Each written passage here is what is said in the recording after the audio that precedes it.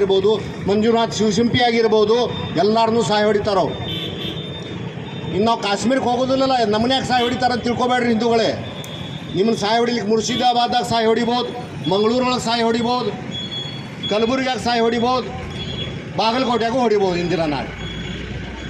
So ಇದು ಮನಸ್ಥಿತಿ ಅದಪ್ಪ ಅಂತಂದ್ರೆ ಅವ್ರದ್ದು ಬೇರೆ ಧರ್ಮೀಯರು ಇರತಕ್ಕದ್ದಲ್ಲ, ನಮ್ಮ ರಾಜ್ಯದಾಗ ಬೇರೆ ಧರ್ಮೀಯರು ಇರತಕ್ಕದ್ದಲ್ಲ ಅನ್ನೋದೊಂದು ಮನೋಭಾವ ಅವ್ರು ಹುಟ್ಟ ಬೆಳೆಸಿರ್ತಾರೆ ಅವರಿಗೆ.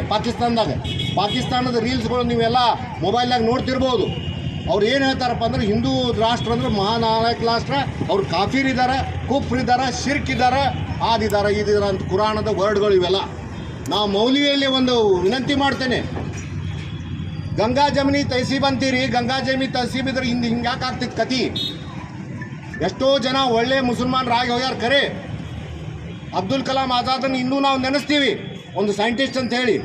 ನಮಗೆ ಯಾವುದೇ ನಮ್ಮ ಹಿಂದೂ ಧರ್ಮಕ್ಕೆ ಸನಾತನ ಯಾವುದೇ ಧರ್ಮದ ಮೇಲೆ ದ್ವೇಷ ಇಲ್ಲ. ಸರ್ವೇ ಜನ ಸುಖಿನೂ ಭವಂತಂದು. ನೀವು ಬಂದ್ರೆ ಅದ್ರಾಗ, ನಾವು ಬಂದೀವಿ, ಕ್ರಿಶ್ಚಿಯನ್ರು ಬಂದರು, ಎಲ್ಲರೂ ಬಂದರು, ದಲಿತರು ಬಂದರು, ಎಲ್ಲರೂ ಬಂದರು, ಸಿಖ್ರು ಬಂದರು, ಸರ್ವೇ ಜನ ಅನ್ನೋ ಸುಖಿನೂ ಭವಂತು ಅಂದ್ರೆ. ಆದರೆ ನೀವು ಮಾಡ್ತಾ ಇರೋದು ಏನಪ್ಪ ಅಂತಂದ್ರೆ, ಈಗ ಬಾನೆಯವ್ರು ಹೇಳ್ದಂಗೆ ಹಿಂದೂ ಧರ್ಮೀಯರು ಇರ್ತಕ್ಕದ್ದಲ್ಲ ಜಗತ್ತಿನಲ್ಲಿ. ಇದೊಂದು ನಿಮ್ದು ಎಜೆಂಡಾ ಅದ. ಅದು ಕುರಾನ್ದೊಳಗೆ ಬರ್ದದೋ ಇಲ್ಲೋ ಅನ್ನೋದು ಕನ್ಫರ್ಮ್ ಮಾಡಲಿಕ್ಕೆ ಮೌಲಿಗಳು ಹೇಳ್ಬೇಕು, ಕಾಜಿಗಳು ಹೇಳ್ಬೇಕು. ಅವ್ರು ಬರ್ಬೇಕು ಹೊರಗೀಗ, ಬಂದು ಮಾತಾಡ್ಬೇಕು. ಯಾರು ಭಯೋತ್ಪಾದನೆ ಮಾಡ್ಯಾರ, ಯಾರು ಭಯೋತ್ಪಾದನೆಯಿಂದ ನಮ್ಮ 26 ನಮ್ಮ ಬ್ರದರ್ಸ್ ಬಂದಾರ, ಅವ್ರಿಗೆ ನಾವು ಶ್ರದ್ಧಾಂಜಲಿ ಪಡಿಸೋಕ್ಕಿಂತ ಮುಂಚೆ ಈ ಮೌಲ್ಯಗಳು ಬಂದು ನಾವು ಮಾಡಿದಂಥ ಜನ ಕೆಟ್ಟ ಜನ ಅವ್ರು ಮಾಡ್ಯಾರ, ನಾವು ಅವ್ರು ಒಪ್ಪೋದಿಲ್ಲ ಅಂತ ಅನ್ಬೇಕು. ಅದು ಅನ್ನೋದಿಲ್ಲ ಅವರು. ಏನಾಗ್ಯದಪ್ಪ ಅಂದ್ರೆ ಇಸ್ಲಾಂ ಧರ್ಮದಾಗ ಜಿಹಾದಿಗಳು, ಟೆರರಿಸ್ಟ್ಗಳು ಅಪ್ಪರ್ ಹ್ಯಾಂಡ್ ತೊಗೊಂಡಾರ.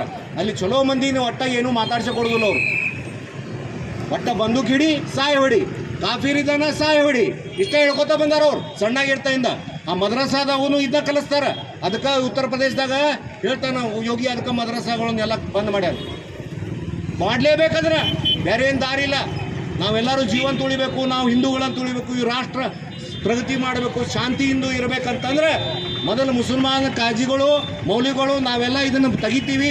ಶಿರ್ಕ್ ಅನ್ನೋದಿಲ್ಲ, ರಾಮ ಅಂದ್ರೆ ಶಿರ್ಕ ಅಂತ ಹೇಳ್ತಾನವ ನಾಲ್ಕು ಸೊಳೆ ಮಗ.